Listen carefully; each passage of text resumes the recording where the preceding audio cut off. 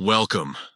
In this video, I'll show you step by step how to export your personal chats on the Telegram app for PC using the new update.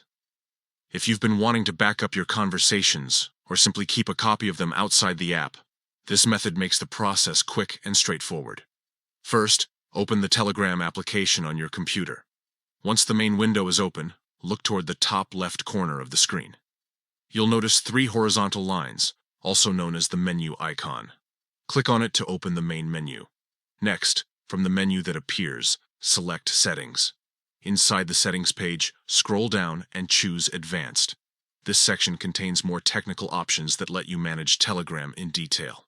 Within the Advanced section, continue scrolling until you see the option titled Export Telegram Data.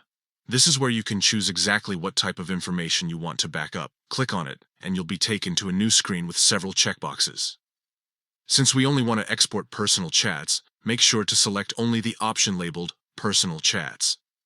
You can leave all other boxes unchecked if you don't need to include things like photos, videos, or group chats. After confirming the selection, proceed by clicking the Export button. Telegram will then begin preparing your data. The time it takes depends on the size of your chat history, but in most cases, it should only take a few moments.